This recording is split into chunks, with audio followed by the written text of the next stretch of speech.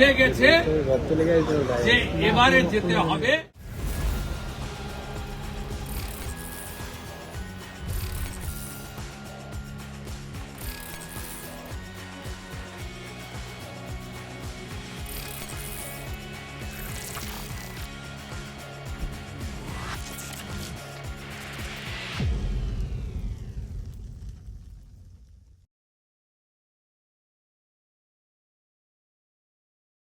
যোজনাতে বছরে এককালীন 12,000 টাকা সহ আমাদের 21টা রুল স্টেটে মহিলাদের সশক্তিকরণ, কর্মসংস্থান, স্বনির্ভর করা এবং সাথে সাথে তাদের সামাজিক অর্থনৈতিক সুরক্ষা দেওয়ার কর্মসূচি নিয়েছে।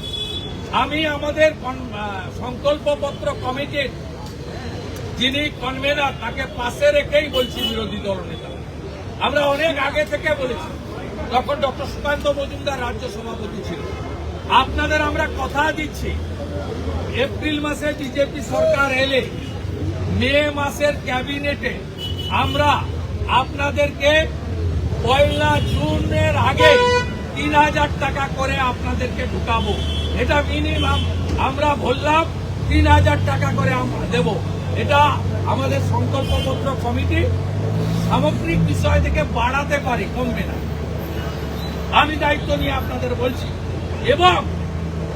এবং আজকে কেবলমাত্র লক্ষ্মীর ভান্ডার 500 টাকা বৃদ্ধি ভোট ব্যাংকের জন্য যে করেছে প্রমাণ।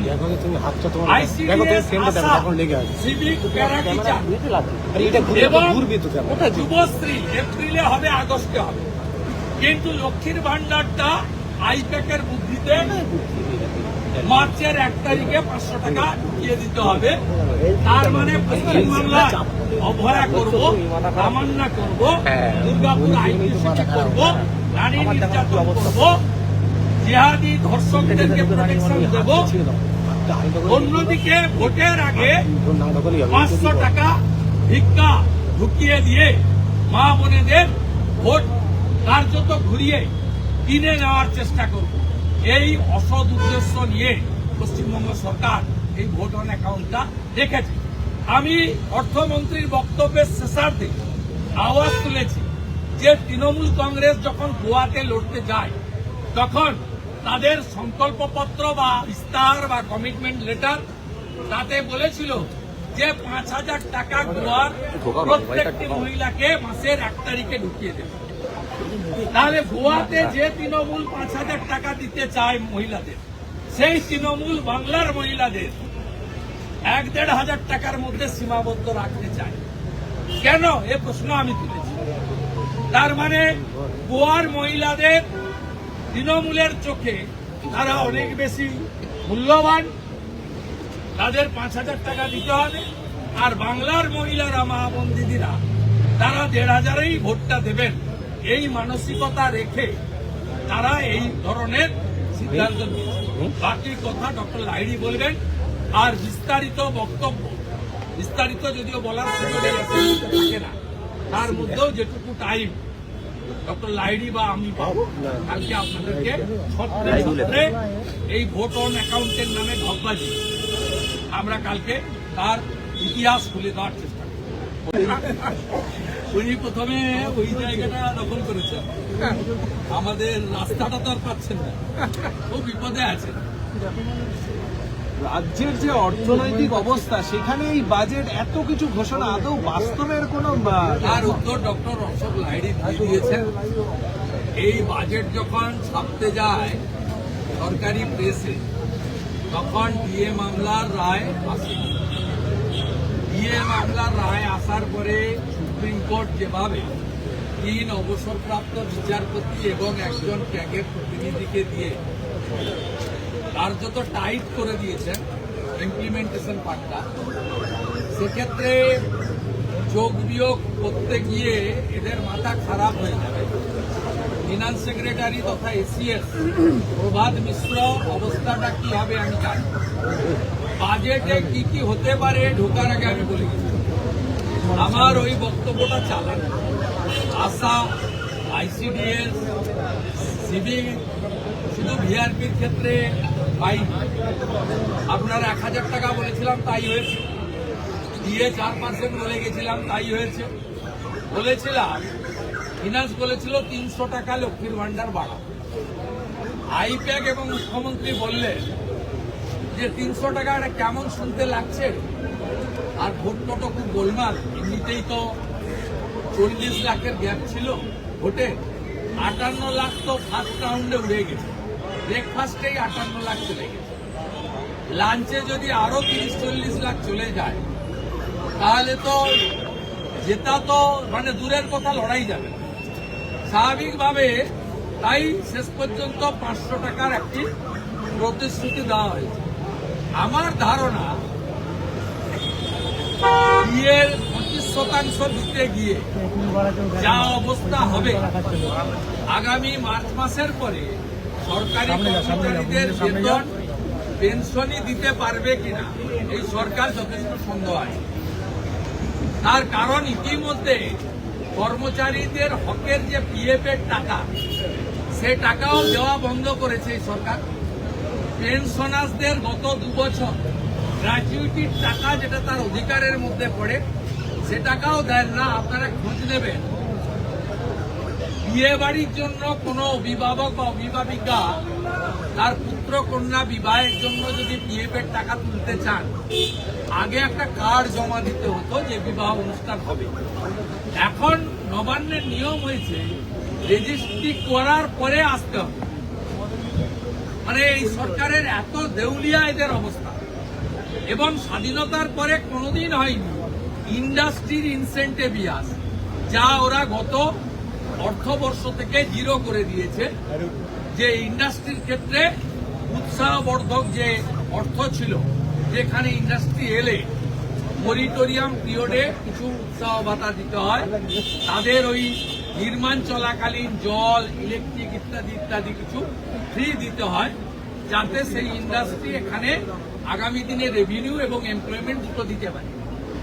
তাই আমার বিশ্বাস 11,000 কোটি টাকার কাছাকাছি 6 মার্চের মধ্যে ডিএ দেওয়ার পরে মাননীয় মুখ্যমন্ত্রীর সরকার স্বাভাবিক বেতন, বোনাস এবং ওনার যে নানা ধরনের ভাতাগুলি আছে, যার মধ্যে ইতিমধ্যে উনি যেগুলো বন্ধ করেছেন, শিশু সাথী বন্ধ হয়েছে,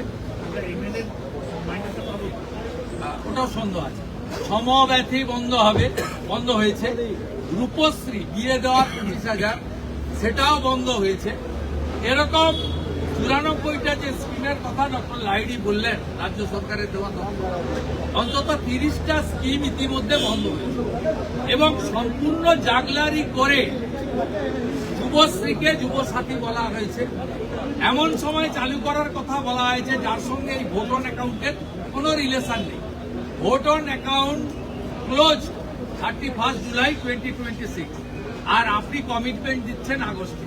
ডক্টর লাহিড়ী সঠিকভাবে বলেছেন, একটা ইলেকশনের আগে একটা হ্যান্ডবিল বলা যেতে পারে, প্রচারপত্র বলা যেতে পারে, এর কোনো গ্রাউন্ড রিয়েলিটি নেই, এর কোনো অর্থনৈতিক তার সারবত্তা নেই এবং জমা খরচের হিসাব নেই।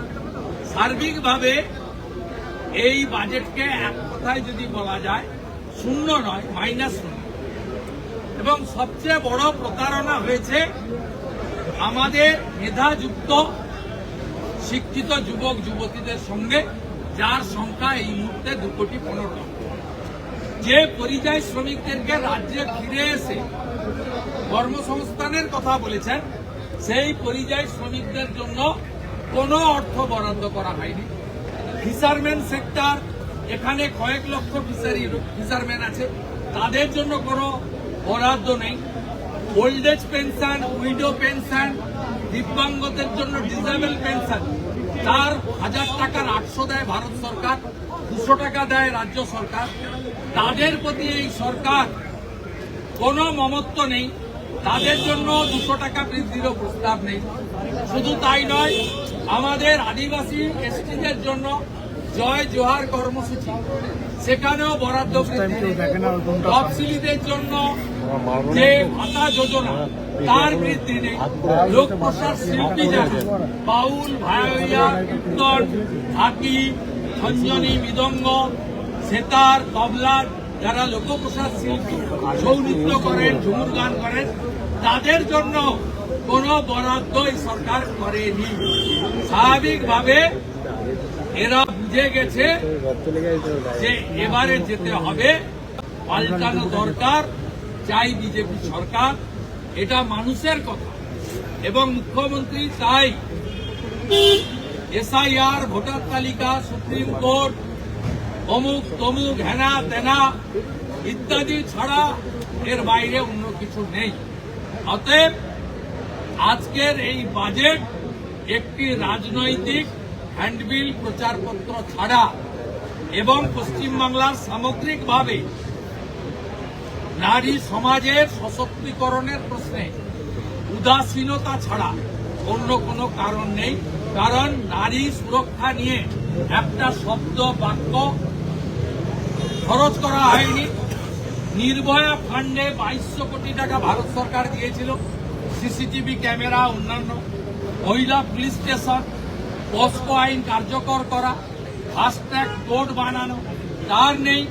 নতুন বিধানসভা ভবন তৈরি করতে হবে, কারণ আগামী দিনে মহিলাদের জন্য শুধু লোকসভায় নয়, বিধানসভাতেও সংরক্ষণ আসছে। 294 আসন বৃদ্ধি হয়ে প্রায় 400 জন হবে এই বিধানসভায়, তার ব্যবস্থা নেই। সেক্ষেত্রেও তাদের কোনো ঘোষণা নেই। বিধায়ক এলাকা তহবিল গোটা ভারতবর্ষের নিরিখে সবচেয়ে কম, এখানে মাত্র 70 লক্ষ টাকা। রিটায়ার্ড বিধায়ক যারা, আমাদের যা দেয় অতিরিক্ত, আমরা এর বিরোধী। তো রিটায়ার্ড যারা মানে এক্স এমএলএ, তাদের মধ্যে বামফ্রন্টের লোক বেশি থাকার কারণে তাদের 1 পয়সা বৃদ্ধির কোনো প্রপোজাল নেই। ব্যবসা বাণিজ্য এক্ষেত্রেও কোনো ইন্টারনাল সিকিউরিটি, স্টেট জিএসটিতে রিলিফ, ইলেকট্রিক ট্যারিফের কথা, এই যে মনোপলি ইলেকট্রিক চলছে কলকাতা সারাউন্ডিং, তার বিকল্প প্রস্তাব, ড্রেজিং এর কথা, নতুন ইরিগেশন স্কিমের কথা।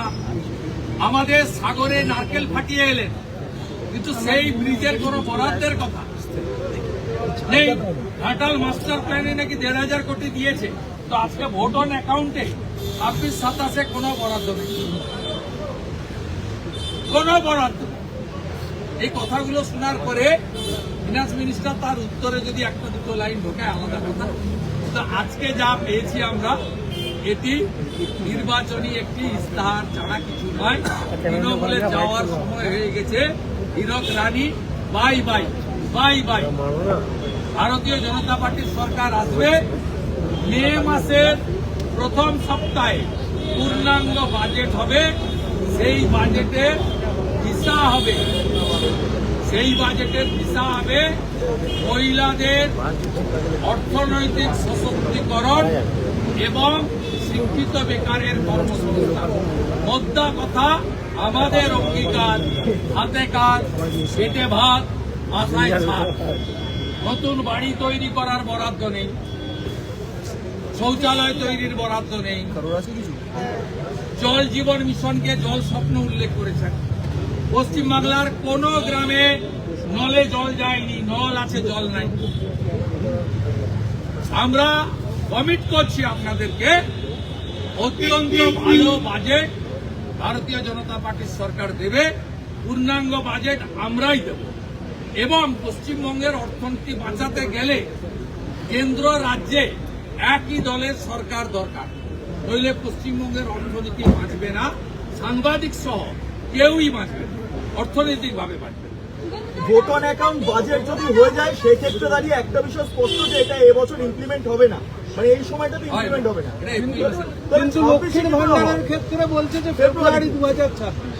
এটা তো বলেছি ভোটের জন্য করব। মোট 1500 কোটি টাকা এক্সট্রা লাগে।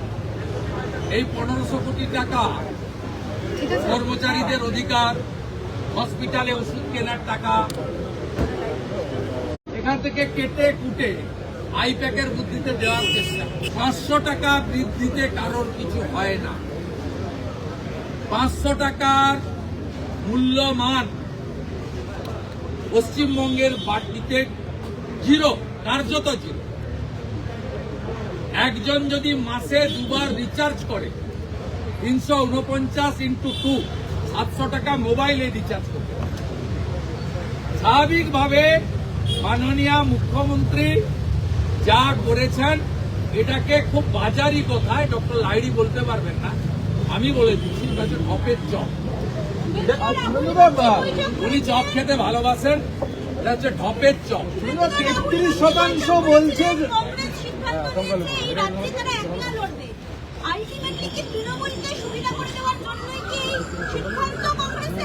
কি কংগ্রেসকে মালদা মুর্শিদাবাদে মুসলমান ভোট দেয়, আর তৃণমূল এখানে সরকার চালাচ্ছে মুসলমানদের। আমাদের এগুলো নিয়ে মাথা ব্যথা নেই। আমরা হিন্দুদের এক করব। 39% হিন্দু আমাদের ভোট দিয়েছেন, 45% হিন্দু আদিবাসী বিজেপিকে ভোট দেবে। বিজেপি 3 থেকে 77 হয়েছে, 77 থেকে 177 নিয়ে বুক ফুলিয়ে এই বিধানসভায় ঢুকবে, তার অপেক্ষায় থাকবে।